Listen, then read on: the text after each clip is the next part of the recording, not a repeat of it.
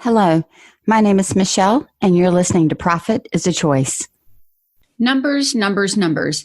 They really can feel overwhelming in a business. And you always hear me and others, I'm sure, talking about managing your financials or watching them. And maybe you've been thinking, I am looking at them, but I'm just not sure what I'm looking at or what they should look like. I get it. I've been there, done that. And so that's what we're going to dig deep into on the podcast today.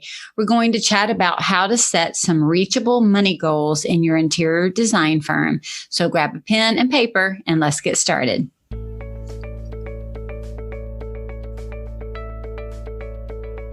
Every day, empowered entrepreneurs are taking ownership of their company financial health and enjoying the rewards of reduced stress and more creativity.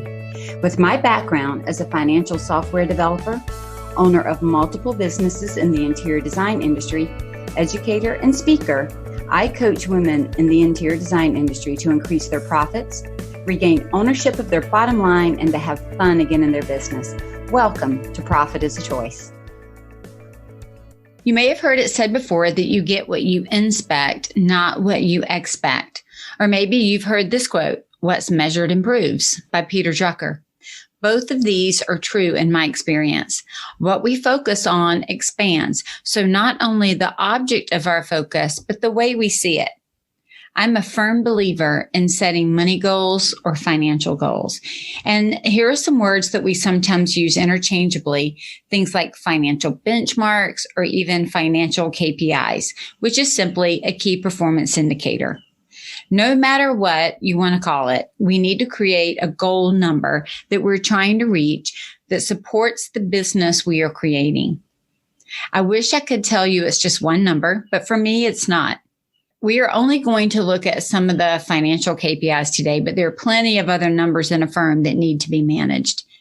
If I were going to go from top to bottom looking at an income statement or a profit and loss statement, which we affectionately just shorten to P&L, there are 5 numbers that I really like to look at every month and then set yearly and monthly goals for these 5 numbers.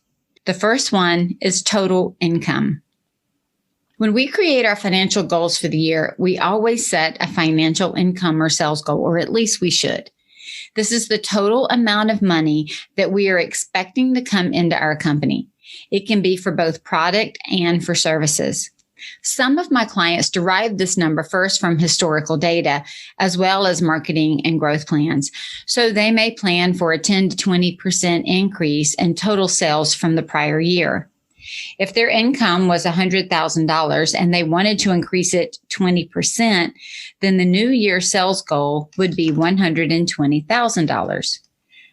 For businesses that are newer or who are looking for the amount of sales to support their startup or growth plans, they may come at this number from a completely different direction. Meaning, I usually call that bottom-up financials. So in that case, what we would do is we would add up all that the business needed to support itself financially.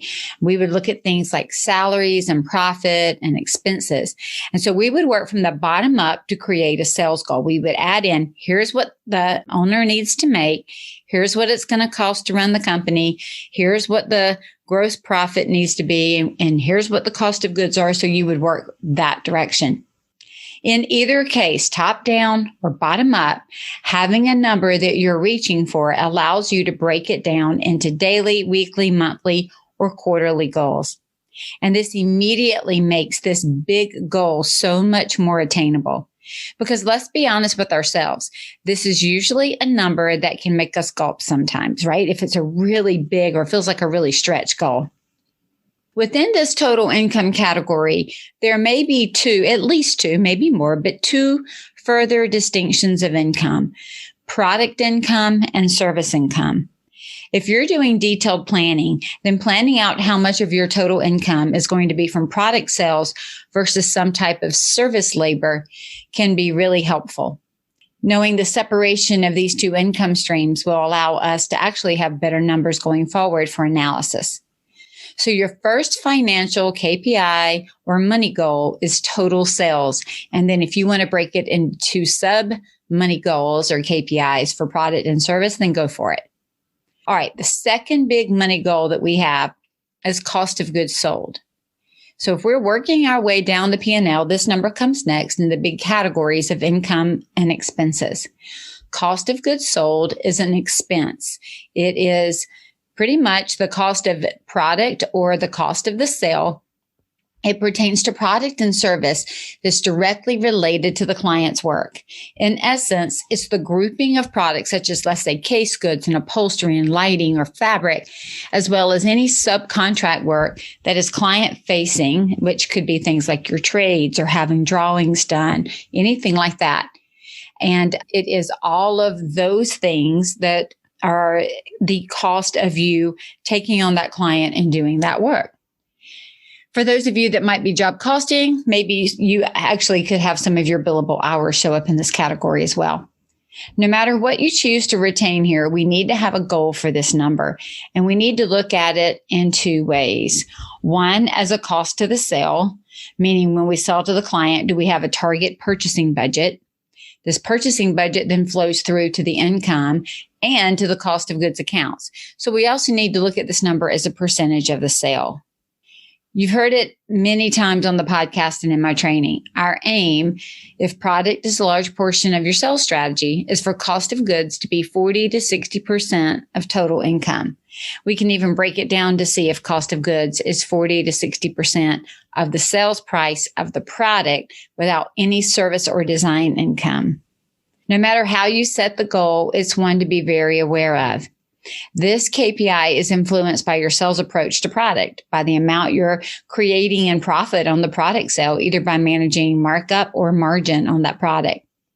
This cost of goods number also directly influences how much money is left to run your company on, as we're going to see next when we look at gross profit. So the more we manage cost of goods sold, right? So the more that we manage and mark up appropriately and really know what that number is, because it is an expense, it is subtracted from total income. And that leads us to our third money goal, which is gross profit.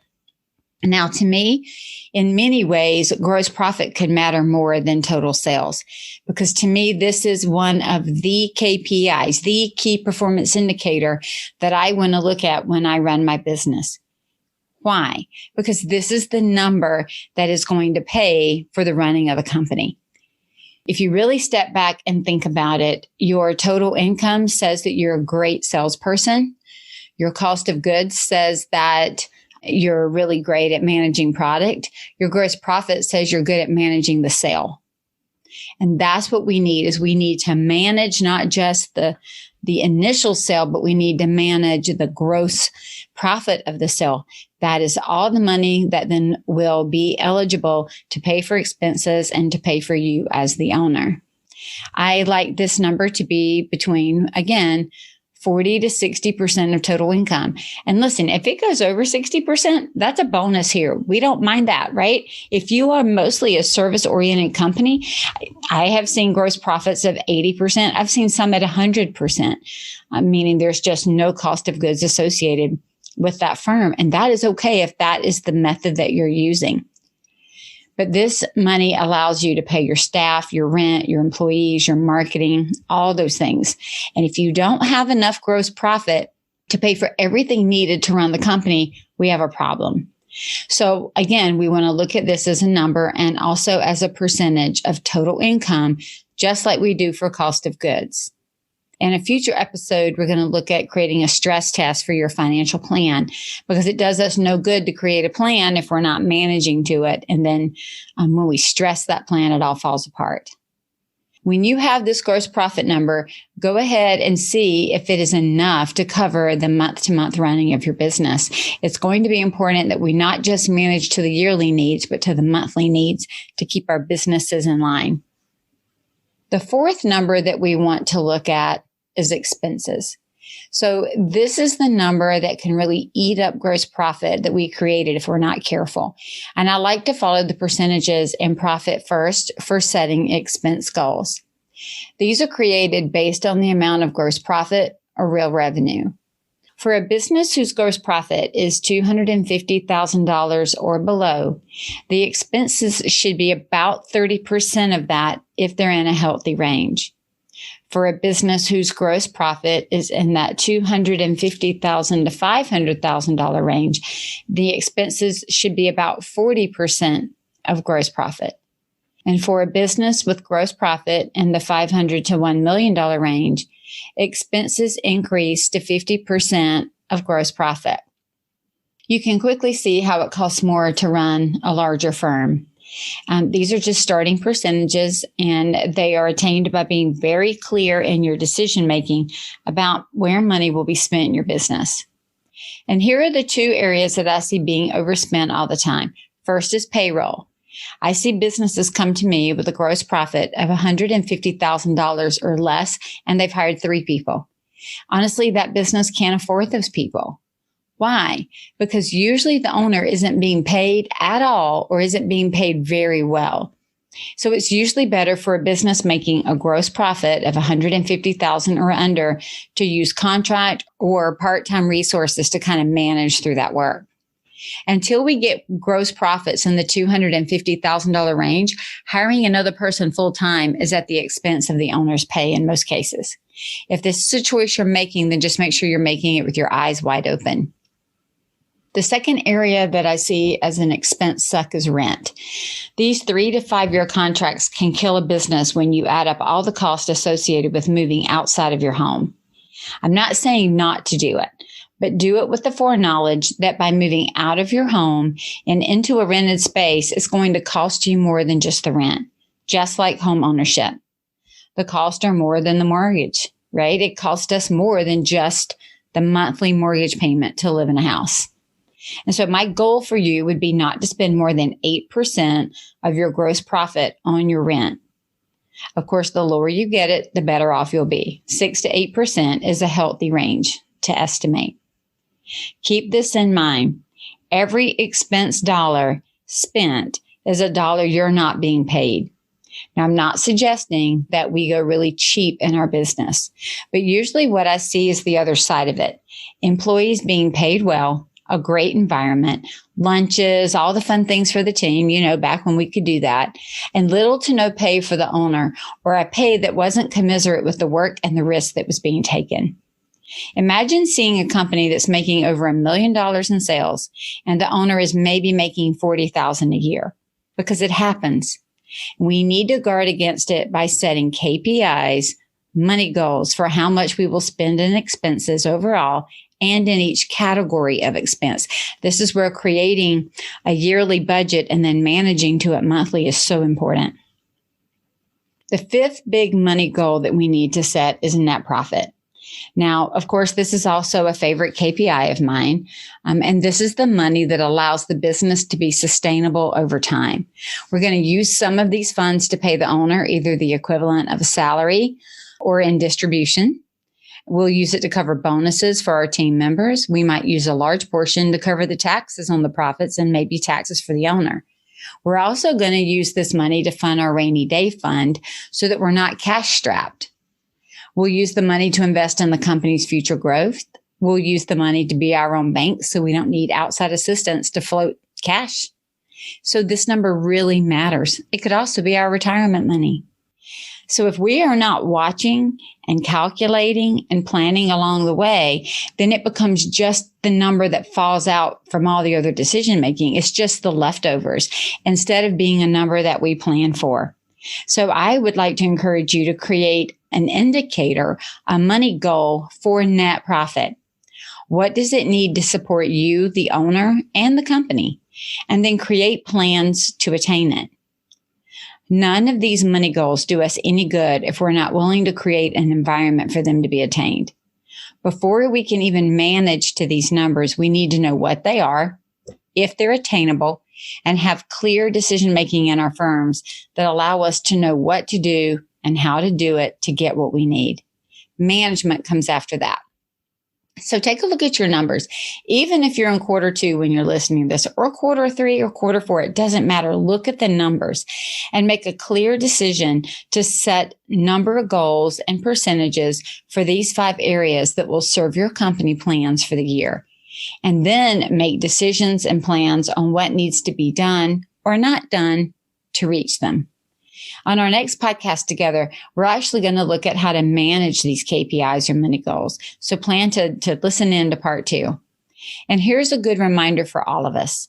It does not matter what size our business is, large, small, or somewhere in between. It doesn't matter if we are new at this or mature in running a business. It doesn't matter whether we got it all wrong before or whether we got it all right or whether we're swinging back and forth like a pendulum. What matters is that we stop right now and make a choice to be profitable. Make a choice to watch our financial numbers. Make a choice to do better now that we know better. Because today matters. Every day matters. Make the choice to be profitable. If all of this feels overwhelming, there are 2 areas of help you can get. 1, you can get my financial courses on my website. I've got Pricing Without Emotion, Understanding Your Financials, and Master Your Profit. You can purchase these individually or you can purchase them in a bundle. You can also go to my freebies page, and I would encourage you to download some of the financial planning documents. But the one that I would probably start with is the financial health checkup. That's going to help you see where you have goals and how your finances are tied together and really give you an indication of where to start. If you then want deeper help and information on how to work with me, feel free to check out the Work With Me page on the website and fill out the discovery form. All of this can be found at scarletthreadconsulting.com. I would love to guide you in some way to maximize your profitability because I want you and your business to be sustainable. I want you to be around for a while. And I can't say it enough. Profit doesn't happen by accident. Profit is a Choice is proud to be part of the designnetwork.org, where you can discover more design media reaching creative listeners. Thanks for listening and stay creative and business minded.